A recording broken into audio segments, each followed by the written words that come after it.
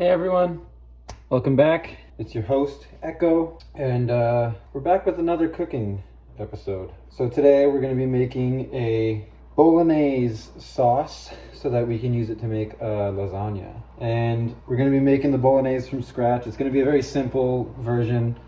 Not traditional in any sense of the word, but still going to be, ground beef, San Marzano tomatoes, tomato paste, all that good stuff. And you're going to see the process of how I make my sauce, my way. You can add whatever you want, cook it however you like for yourself. But this is just going to show how I make it for myself. This pot is just boiling out some stains that I left there last night, so we'll get to that later. But yeah, so today is going to be Bolognese for a lasagna. And I'm not making the lasagna noodles today. I'm going to make fresh pasta for another episode, but this one, I'm just using some oven-ready lasagna, and that will just speed things up and make things easier.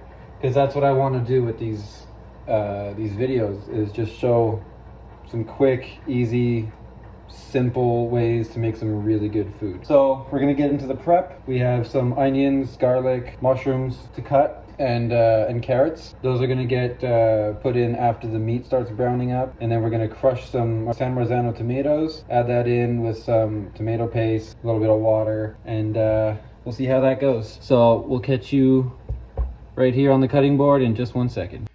And here are the veggies we're gonna be using. Just a nice big onion. It's about the size of a hand, or a fist I should say. Some white mushrooms, and always rinse your veggies off, because you don't want to put that into your food. So we got the onion, some white button mushrooms, garlic, carrots, and we have our San Marzano tomatoes and tomato paste, and that's just in case I need more onions. So now we're on to the veggie prep part. And we're going to start with the carrots. So the first thing you'll need is a peeler. Doesn't matter what kind of peeler you have, whatever you got works. You could even use the back of a spoon if you want. I like to kind of keep one end on the cutting board like this, and then just go down like that.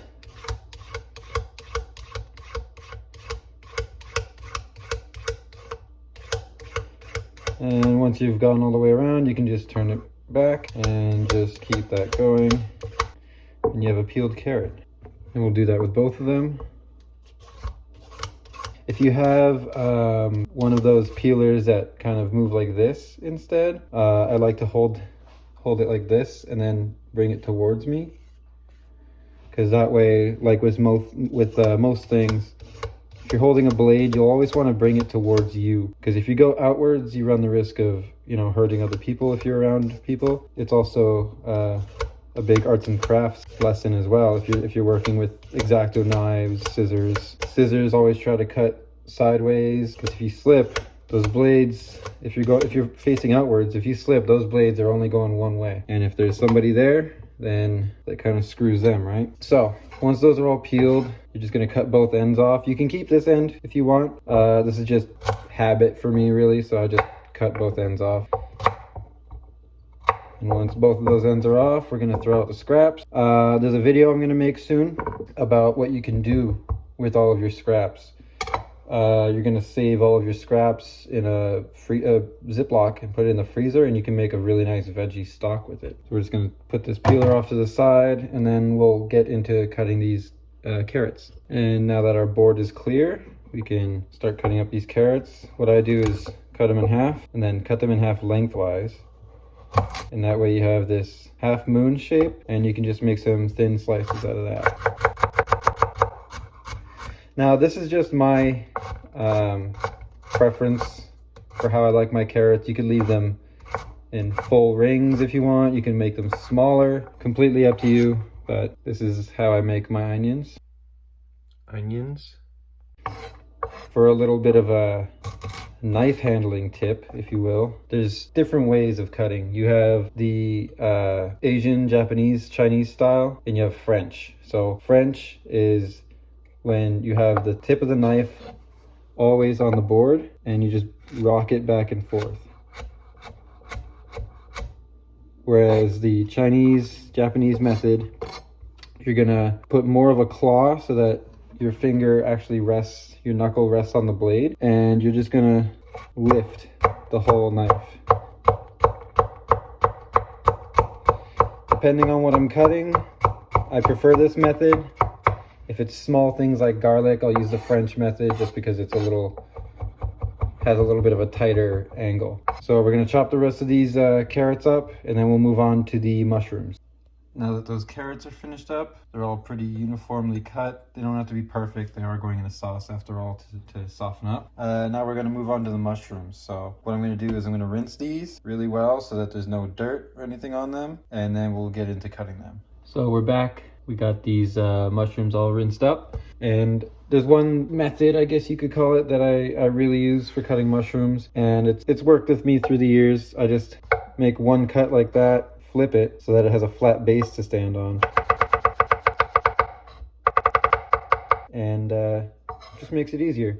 So see if I can show that. I just cut once, give it a flat base, turn it over, and then I start slicing. And once it gets to here, just like the onion, we're gonna tip it on the side. And once it's on the side, it makes it a lot easier to cut the rest of the way through. So we're gonna finish up these mushrooms and move on to the onion. So I cleaned out the container the mushrooms came in. This is just so I can store them for now. And we have our big onion over here, and I'll show you how to get into dicing that up real small.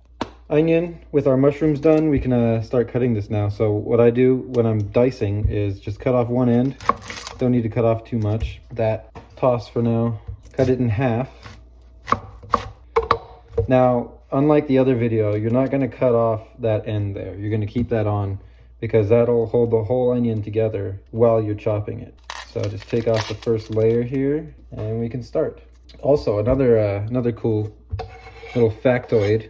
The reason that onions make you tear up so much is because when you're cutting into an onion, you're breaking through all those little layers, and there's something in those layers that puts basically like a mist into the air, and that gets into your eyes, your nose, and it makes you tear up. It's like an onion's defense mechanism. So a way to defeat that is a very sharp knife. One of the easiest ways, or the most efficient ways, is to put a couple of cuts this way into your onion. I'm gonna go with 2. I don't want my pieces to be too small. And then you go down the onion like you normally would. And I'm going slow here because I wanna show how it's done, right? And when you do this method, a lot of the time pieces will fall off. It's fine. You don't need to worry about that. Now, grab the onion on either side like that. I use my pinky, and put your knuckle out like you would if you were cutting anything else. And then just give it a good slice down, and you have very small pieces of onion. I'm gonna finish cutting up this onion and we'll get on to the garlic. Here's our onion all fully chopped up, little pieces. I'm gonna move on to the garlic now. I'm using about 6 cloves. You can always go with how you feel. I always cook with how I feel. Got the carrots over here and the mushrooms sitting over here waiting to be cooked. So I'm gonna cut up this garlic and I'll see you over there.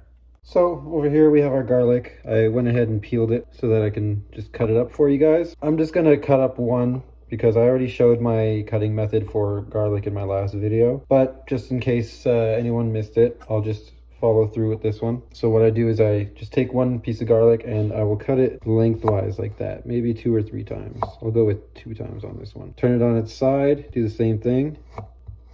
And be careful with your fingers because if your knife is sharp and you slip, then you're in trouble. Now I just line it up, and like I said before, there's different methods of cutting. I use the French method for garlic because when I feel like it's this close to my fingers, I can be more careful and more precise. And that is the garlic that we end up with. So I'll cut up the rest of this garlic and then we can start getting this sauce on the pot. And there you have it. We have our garlic in a little shot glass, carrots done, onions, and mushrooms.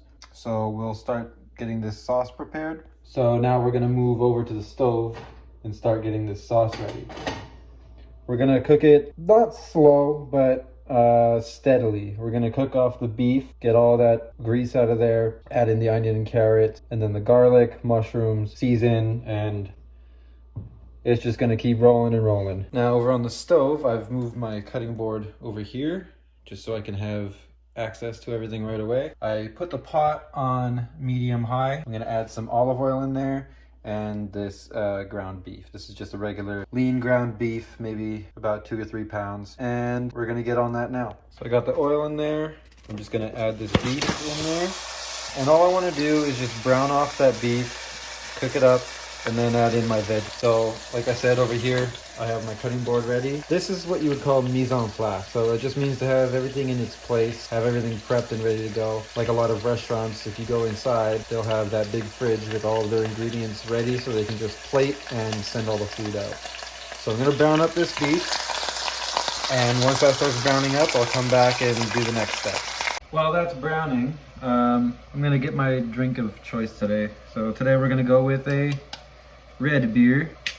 And like I said, what we're looking for is color. You want it to have brownness, just a little bit of crust. You don't want it to be too crunchy or crispy yet. And another big thing that we're looking for is fond. So fond is what happens when you start cooking and the fats and all the little pieces just stick to the bottom in this like layer. A lot of people just scrape that out, don't, but that's flavor. That's 100% flavor right there. So there's something called deglazing, where after you're done cooking, whatever it is you're cooking, you can put in some water, wine, apple juice, whatever, depends what you're cooking, but you want to put some liquid in there and then scrape off all that bottom and let it mix into what you're cooking. And it just deepens the flavor, and it's just amazing. So cheers, and let's get back to that cooking.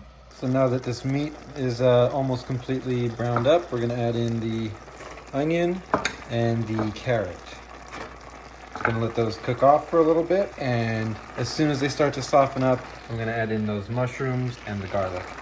And we'll start seasoning right after that. So while those veggies are softening, I do want to kind of talk about a couple of the things that I want to do for this channel. So it's not just going to be cooking, like strictly cooking. I want to do a lot of other things. I want to do wine tasting, scotch tasting, food challenges, like little tips and tricks videos, how to cut certain things properly, how to sharpen your knife, things like that. And in that vein, I guess I can review this beer. So this is just a red, a Rousse, if you want to call it that. That's a Rousse Boreal beer, and pretty tasty. It tastes like caramelized beer. If you've drank a beer before, it's just a regular old beer, but it has this like kind of sweet little bit to it. Not really bitter like a lot of other beers, or lemon kind of like sour beers. This is very sweet, and definitely one of my favorites out of this pack. So the pack that I usually get has those red ones, the IPA that I had yesterday. There's the white beer, which I think is kind of like a Pilsner. And my personal favorite out of the whole pack is the blonde. And we'll go through each of those eventually. But tonight, I'm just sticking with the reds, and we'll see how they go. Let's check back on those veggies. Now that it's at this stage is when I can add the mushrooms. The carrots are still cooking, but the onions started to soften up. So what I'm gonna do is just throw those mushrooms in there and the garlic. We're gonna cook these off, and when they're about to start really softening up, I'll start adding the seasoning. So now that we're over here on the stovetop, it's time to start seasoning. We got pepper, of course, and if anybody knows me, they know that I love a lot of pepper. Lots of pepper in everything I eat. But we're gonna be seasoning as we go, so I don't wanna put too much right now. I'm gonna put some sea salt. And with this, you will want to season it well, because it's going to be boiling over a period of time, and it's just going to get deeper in flavor. On the other side, we have some oregano. And again, I go by eye. You can judge however much you want to put in. Some hot paprika, not too much. Now this is my secret ingredient right here. This is porcini powder. Dried porcinis blended into a powder. This stuff has wicked umami flavor, insane. It boosts any dish you're cooking. You don't need a lot. So now we got those in there. We're gonna use some basil leaves. These are dry. I don't have any fresh herbs right now, but we're gonna use some dry basil, some parsley, and a little bit of thyme. Thyme heals all wounds. Now with that out of the way, we're gonna mix this bad boy up. And a bolognese, it's a very thick sauce.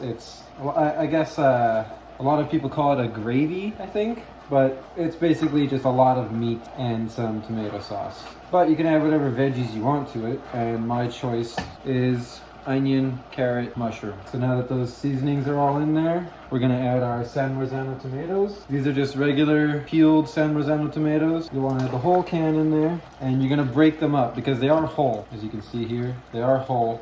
So you're gonna be breaking them up as you go along, and you're gonna add your tomato paste. You don't need much tomato paste. Usually I add tomato paste first, but when it's cooking for this long, you don't really need to worry about that. This is gonna be cooking for at least 20-30 minutes. So we're gonna turn the heat down to low, maybe around somewhere on the lower end between low and medium. We're gonna just let that bubble off, and once these San Marzano tomatoes start heating up, they're gonna be a lot easier to break down. So I'll show you what that looks like from the top. So here's that top view. These tomatoes are gonna be breaking up very easily pretty soon, and once they start really breaking up, I'm gonna add half of that can's worth of water into here, and then that's just gonna simmer down into this beautiful rich sauce that we're going to use for our lasagna. So we'll get back to that. New angle, and just to help me break it up a little bit, I'm going to be using this spatula instead, because this is definitely not something you want to use to be breaking up tomatoes. So I'm just going to break these up, get them all incorporated into this, all of this ground beef. And once this starts really going, we'll switch camera angles again and show you what it looks like from the top, because this sauce is going to be bananas. I can already tell this is going to be crazy sauce, but only time will tell, right? So, cheers again. I also have another channel that's Cap in Hands. It's for my Twitch streaming, stuff like that. But I'm thinking of turning it into something that also is a place for my music. Because if I'm doing live streams anyways, I could live stream my songs, some music that I'm creating. I could even live stream my process of writing music, and then clip that, turn it into a YouTube video, and then post it all there. So I do have a lot of ideas in the works, most of them being for this cooking channel here. But I do want to try and like do all the things that I've been wanting to do for the past couple of years. Like this cooking channel I've been wanting to do for a long time. I just never had the time or patience to actually sit and like write out what my plans are and film and then edit. Whereas this channel, I'm just kind of off the seat. I decide what I want to cook, and then I'll just start filming, and this is where we are now. The fun thing about doing it this way is that I still get to have fun and do things my way, but also when I'm editing, I can make it look better for a video. So I don't actually have to be, stressing about what my schedule is going to look like, or what am I going to plan to eat next week, or what am I going to cook this time. It could be the night before, and all of a sudden I'll say that I want to make some puerco pibil all of a sudden, or I want to make some carnitas tacos, and I'll just go to the store that day, just like I did today. I'll go to the store that day, pick up what I need, and just start filming. That's the way I feel the most creative. The second I start thinking about it too much, I end up in a spiral. I want to be able to cook what I like in my own style, like this sauce. This is nowhere near a traditional Bolognese sauce, but it's my own kind. I'm gonna call it a Bolognese sauce because that's what it's based on, but it's really just a meat sauce. A meat sauce that I'm gonna use in this pan to make some lasagna, and that lasagna is gonna be awesome. Now that everything's nicely incorporated, it's a nice thick sauce, I'm just gonna add 1/2 can of these San Marzano tomatoes just to get that juice in there and loosen up that sauce. And then that's gonna simmer for a good 20-30 minutes. So we'll come back after it's done simmering and we'll start assembling that lasagna. So this has been bubbling now for about 7 to 10 minutes. And what I did was I went ahead and added about maybe a tablespoon of sugar. And that just really helps to cut the acidity of the tomatoes and the tomato paste. And I added a little bit of soy sauce because anyone that knows me knows that I like to just add anything in there to make more of a depth of flavor. So the soy sauce is going to add that umami along with that porcini powder. So here we are on a different kind of beer while we're waiting for this sauce to finish bubbling up or simmering. This is the Boreal White on Lees. I don't know how it's pronounced, but yeah, this is a good one. But if you're not a fan of, like, for example, wines have it a lot too. If you're not a fan of like sediment, then this is definitely not for you, because lees are basically what's all those like dead yeast that's at the bottom, and after it's filtered, whatever's left they just keep it in the beer. But this is a 4.2% beer with close to no bitterness. Like that right there, it's the bitterness index. That number means nothing to me, but you know, down the hatch. This one's very citrusy. It's citrusy and for lack of a better word, it's sharp. It has this little bit of bite to it. Not like an alcohol bite, like you're drinking some shitty vodka, but it definitely has like it attacks your tongue kind of thing. Still good. I like it. I like all of those Boreal beers. My favorite out of all of them is the blonde. It's just so easy to drink. But a close second would be the Boreal Black. It tastes like chocolate and caramel and like burnt toffee. It's just so good. This sauce is just about done, so we're gonna get onto that, and then we're gonna get into putting the lasagna together and getting it into the oven. Again, I'm using these. These are just oven ready noodles, so there's no need to boil them or anything like that. But we'll go over that once we start assembling. So let's get into it. So this is what it's gonna look like when it's just about done. We're just waiting for that last bit of water there to boil off and kind of thicken up this sauce like a natural thickener. That's what that's another little trick that the tomato paste and sugar does, besides cutting out the acidity. And as you can see, it has been boiling for a little while. There's tomato sauce splatter everywhere. But once it's done, it should look like this, just a little bit thicker, and then we can start assembling that lasagna. So over to there. Now with this sauce finished up, we can start assembling. So assembly is going to be really easy. I'll go over it a little bit here, and then I'll switch the camera angle and you can actually see the building process. But really what you want to do is take some thinner part of the sauce, and you want to put that on the bottom of the pan. And all that's really going to do is make sure that the noodles don't actually stick to your pan. And it's going to a little goes a long way. You don't need too much, but you definitely do want to have the bottom covered. Kind of like that. You know, you don't have to be perfect about it, but as long as there's enough on the bottom to block the noodles from actually touching the pan directly while it's cooking, then we'll be fine. So I have the oven baking at 350 right now, and I'm gonna just put down noodles, sauce, cheese, noodles, sauce, cheese. Very simple to do, and so let's get into that. So here we are with our pan. Has the base of sauce down, and now what I'm gonna do is just open up this pack of lasagna.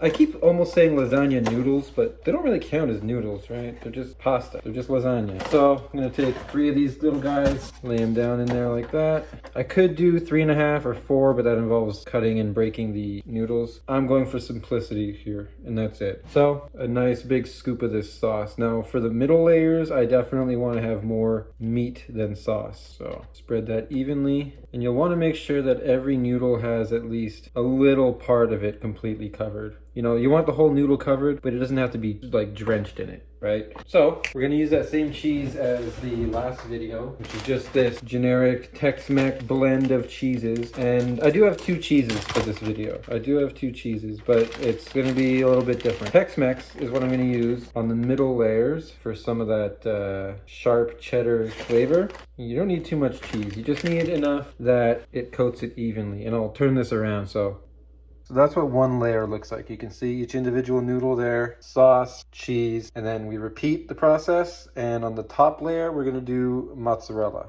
So now we're on the top 2 layers. I'm using this, they call it pizza, but it's really just a blend of mozzarella and provolone. And for the top 2 layers, the cheese I'm going to be using is this one, so that I get that nice stretchiness on top. And also for the top layer, it's going to have that nice golden crust, you know, and kind of like when you order pizza from one of those little greasy places, and you know it's going to be good because it has all those little brown bubbles on the cheese. So here we go with the last layer, and this is about 4 layers high, and you can actually kind of see it right here. So again, another hit of the sauce. And the top layer, I definitely want to have the most sauce out of all the layers, because this is going to be cooking in the oven uncovered, because I did not get tin foil or aluminum foil, whatever. I didn't get aluminum foil, which, you know, if you're making a lasagna, it's got to be covered. It has to go in the oven at 350 for about 40-45 minutes. And that's just going to cook those noodles. It's going to incorporate the cheese and the meat sauce into every little bite. And here we go with our mozzarella provolone blend, and that's just going to cover the top. I'm going to go with a little more on this top layer here. And just because I don't have a cover for it, I do have a pan that can go in the oven. So what I'll do is I'll put that pan over the top, put it in the oven, cook it off, and we'll get down to that. And this is what that top layer looks like. You can see each individual layer right there with the sauce and cheese. And I just cleaned this out because this is the pan that I'm just gonna leave on top like that. Shouldn't affect it too much. It's more just to keep the steam inside and cook all those noodles with steam instead of, you know, boiling them. That's why they're oven ready. So let's get that in the oven and wait 45 minutes and we'll see you over there. And that is the lasagna in the oven with the pan on top covering it. And this is an oven safe pan. I have the handle right here. So that's gonna cook for a good 40-45 minutes. I'll take it out and check, and then I'll take that lid off at the last few minutes just to crust up the cheese on top. So as I wait for that lasagna in the oven, I feel like it's a good time to talk about kitchen distractions. So one of my bad habits while I'm cutting food is I'll have my knife in my hand, obviously, and I'll forget that I'm actually talking. Or not that I forget that I'm talking, but I'll forget that I have this in my hand while I'm talking. So I'll be saying something and just and that's dumb. Another thing is I'm like in the vein of distractions, I'm also very easily distracted. So I'll be cutting something, you know, and then look away and kind of stare into space and like, oh yeah, okay, I'm done with that tomato. Oh, right. But other than that, I don't get distracted too easily. It's more like if there's somebody walking by, then oh, okay, hi. But oh, okay. Well, there's one of the main distractions. That's another message again. Yeah, I've been talking to someone. She's super cool, but she's gonna remain unnamed. For now, we're gonna call her Kire or Kirena, if you want to be formal. Yeah, like I was stirring the sauce and I'm like filming that part of it, and then I just see like the little notification and I'm like, oh, gotta hurry up this part so I can answer. Anyways, she's probably gonna know that she's in this video because I feel like I already told her that I'm gonna try and plug her in this video somehow. But yeah, since I know you watched my other video, hi.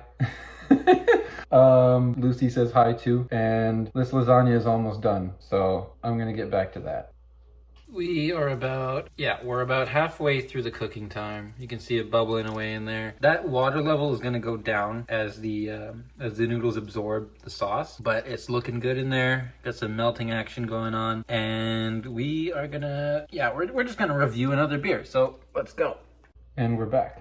Not like I went anywhere. So in the last video, you saw that I had the IPA, and I didn't really review it. I'll do it again some other time. But the IPA is very hoppy. It literally just tastes like hops, and it's kind of floral. It's a little bit fruity, not fruity, but very floral. It's this bitter sweetness. And I just had the red and this white over here. So now I'm on to my favorite one. This is the blonde, and the blonde is just a pale ale. Just super simple and easy to drink. I like things that don't require you to think about what you're tasting. You know, like scotch, you gotta like sip it slow and experience it. Whereas this is it's just beer. It's smooth, it tastes good, doesn't have a strong taste of alcohol like a lot of other beers do. Not too citrusy, not too tart or bitter. It's just that middle line that makes a good beer good. And this is just cheap beer, you know, but it's just, you know, the baseline. One of my favorite beers is definitely Moosehead. I really like Sapporo. I recently got on Sapporo because of my boss. And there's another beer that I really love, and I don't remember the name. It's one of the Unibrew ones, and it's definitely very hoppy. I think it's like a double IPA or something like that. Future me here. It was called La Fin du Monde, and it's very good and very strong. But that one's pretty good. So now that this lasagna is almost done, I'm gonna finish off this beer, check on that lasagna, keep eating spoonfuls of sauce while I wait, and then we'll see you in a minute once this lasagna comes out of the oven. So with it out of the oven, that's the first round. It's not done yet, but this is, the noodles are cooked. It's been about 42 minutes. The noodles are cooked. Cheese is all melted. Sauce is almost completely absorbed. So now all we're gonna do is turn up the heat to about somewhere between 375, 400. And we're gonna toss that back in the oven, and it's gonna just crisp up this top layer here. And then after that, we'll let it sit, and it's ready to serve. So I'll put that back in the oven, and then we'll be ready to go. Lasagna is done. Just gotta take that little guy out of the oven. And again, I don't have oven mitts. Doesn't really matter. You can use rags. And there we have our gorgeous lasagna. You can check that out. Here it is in all its bubbling glory. That is gonna be insane. So now that has to rest, and that's the one big downside, or the one thing that sucks about making lasagna is it doesn't take that long to make. It doesn't take that long at all. It's about what, 5-10 minutes of prep, cooking the sauce, 40 minutes in the oven. But you need to let it rest for a good 15-20 minutes, and that's just to let everything solidify, because if you cut it right now, you're gonna have sauce and cheese everywhere. You don't want that. So what you do is you just let it rest. It's still gonna be hot. You let it rest 15-20 minutes, and then you can cut into it, plate it, and that's it. So we'll be back in however long it takes for this to cool down enough. I'm saying 15 minutes. So when we come back, I will be cutting this and plating it. So here's just one more look at those layers before cutting into it. It's like Shrek over here. Look at how many layers it has. So this is what my lasagna looks like. And like I said, this is just a very simple, very easy lasagna to make. You don't need very much culinary experience. All you need is a knife, a couple ingredients, and some patience. So now here we are with our cooled down lasagna. This probably isn't safe to do with one hand, but basically all you're gonna do is cut however big of a slice you want, and you can hear that cheese crunch. So let's give this a nice big slice. There we go. That feels like it's nice and solid. So what I'm gonna do is I'm gonna cut out a slice, I'm gonna put it on a plate, and then we will see it over there. So let's get over to the cutting board. And there we have the plated finished product. Doesn't have to look the prettiest. It's a lasagna. It's gonna be eaten anyways, but this is what it looks like. And there you can see those layers. Got all that melted cheese and sauce in there. And this will be an excellent dinner. So let's get that outro rolling. So there you have it. Very easy, very simple Bolognese lasagna. It takes some time. You do need some patience. You can't just be hovering over it every now and then. It's got to sit. It's got to cook for that 40 minutes, but it's worth it. It tastes incredible, and it's worth every second. So again, I'm Echo. I am your host, your cook, your chef, whatever you want to call me. And that will be it for this episode. Next episode will most likely be a tips and tricks sort of episode. Knife skills, how to sharpen your knife, different pan techniques, what kinds of pans are good for different things. And I'm not gonna go too into detail now because that's just a whole separate episode right there. But I did have fun making this lasagna. I'm sure I'm gonna have fun editing this. Future me, take note. 5 hours of editing. I think I took note. So cheers past me for talking my ass off. That lasagna was good. But alas, all videos must come to an end. So this is where I hang my apron and I call it a night. I'm gonna enjoy this lasagna, and everyone out there, see you on the flip side.